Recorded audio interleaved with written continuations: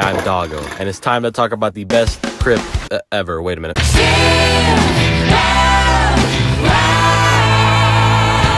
Steel Ball Run.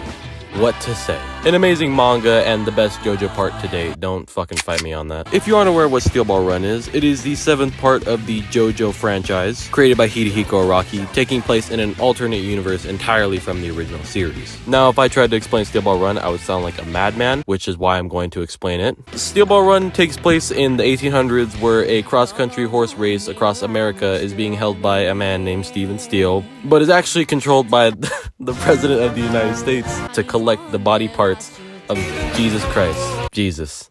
Literally. Not only is the story unique, but the writing, characters, world building, all amazing. The main character of the story is Johnny Joester, a once horse jockey who became a paraplegic and is the best JoJo protagonist ever. Johnny Joester is not my favorite manga character. He is my favorite character ever. His backstory, character development, his fucking stand are all sick. So the SAS is no surprise as being one of my favorites. And surprisingly, Johnny wasn't the first actual Steel Ball Run SAS made. In fact, it was Gyro who was first sold at the Summer WonderFestival 2017. But don't worry, a Johnny prototype was shown with him and it looked beautiful. Johnny will be made in the following months as a WonderFestival exclusive in the 2018 Winter WonderFestival, with Funny Valentine to go with him, and a general release was announced later that year. I've managed to acquire a WonderFestival Johnny thanks to my best friend Throw, and after getting it, what can I say? Well, the painting and sculpting is amazing on this figure. This figure is meant to capture Johnny's last outfit from Steel Ball Run, which I believe first appeared in the Civil War arc, and it does it perfectly. The shirt, hoodie, hearts, the boot pants spurs, the weird feather, all of it. The head sculpt captures Araki's art beautifully like the Jonathan before, but like him, it wasn't 100% to the art. Actually, the prototype had more accuracy to the original art with the paint, but this is still pretty great. The proportions are also really nice. It would make sense that his upper chest would be huge and his legs are skinny because, you know, he's paralyzed, so good work on Medicos' part. The colors are also great. The exact inspiration can be determined, but it's safe to say that Araki chose the colors from the All-Star Battle game. I mean, this is the exact same outfit, and they're pretty much the same except for the hair, which we can all say is a blessing. Why did they make him ginger? The paint is very clean though. The shading all over the figure, the metallic pants, and the matte stars sprinkled all over the figure.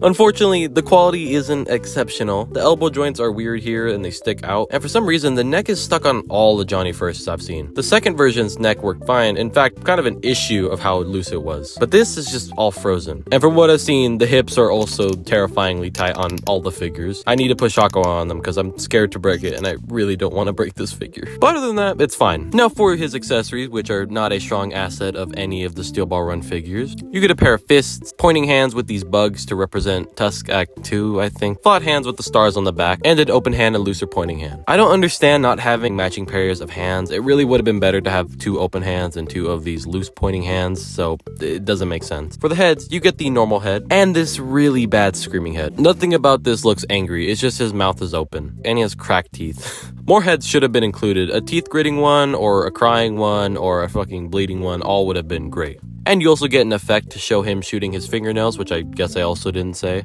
The bullets have 3 shots, but they can all be separated to just have 1. But unfortunately, they can yellow and bend pretty easily. They can go on any of the pointing fingers, as well as just any finger.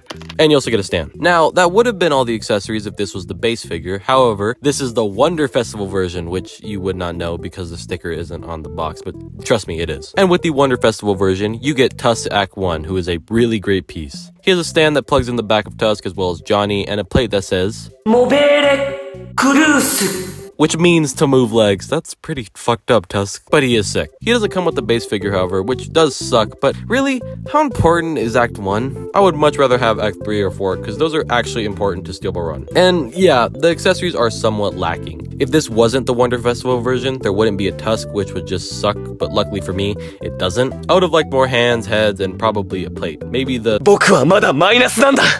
ゼロに向かっていきたい。or完全なる黄金の回転エネルギー! But no. But he does have some pretty good articulation. You get a hinge joint at the neck, which allows you to look up this far, down a little bit, and a swivel. And if you turn the joint around, you get a little bit of side to side. Frozen base of the neck, like I said. Ball joint and hinge at the shoulder. Kinda goes all the way around, but the shoulder pad gets in the way. Butterflies back and forth, and the cover moves with it. Hinge out, no bicep swivel, but you do get a swivel at the elbow. Double bend at the elbow, and a hinge swivel at the wrist. Mine's does split, so just be aware if yours does that. The chest has a ball joint at the upper and lower part, which allows for a crunch hunch this far, good arc, side to side, and a little swivel. Like I said, disgustingly tight ball joints at the hips, a sort of drop down, thigh swivel, can kick up this far, back a good amount, especially since he's dummy thick, double bend at the knee, and a hinge swivel at the ankle with the pivot. And you can't forget the useless toe joint. Articulation overall is good. The chest could be better, but he has a full 180 at the knees, which is important because, you know, he doesn't stand much. Oh, and Tusk has a little articulation. Swivel at the head, arms go all the way around. The ears can move, but I'm not about to break a $200 accessory. For scale, here he is with the Mafex Wolverine and Spider-Man, the Super Action Statue Jonathan and WonderFestival Joseph, Josuke and WonderFestival Jolene, the Toy Biz Horse and McFarlane Horse, and finally, here he is with all of the WonderFestival Steel Ball Run figures, and wow, they all look amazing. In the end, I love this figure. No surprise that I would praise this whole figure the whole time. Yes, improvements can be made. Yes, more articulation can be included. Yes, more accessories should be with it, but I'm honestly fine with what is here. I'm glad I went out of my way to get the WonderFest version, because it's just way better. Now, if you wanted to track yourself down to WonderFestival Johnny, good luck. But if you're fine with just the base version, this version of Johnny is actually getting a re-release later this year in August. I'll leave links to all the stores so you can pre-order it. Thank you for watching this video. If you liked it, leave a comment and let me know if you have this figure, what your thoughts are on it. I'm happy to talk more about JoJo, especially since it's one of my favorite series ever. So I'm gonna try to keep reviews not only on JoJo, but more coming in the future. But if you want to know what my next review is gonna be on, I don't know, I have like 100 things I could talk about. Okay, bye.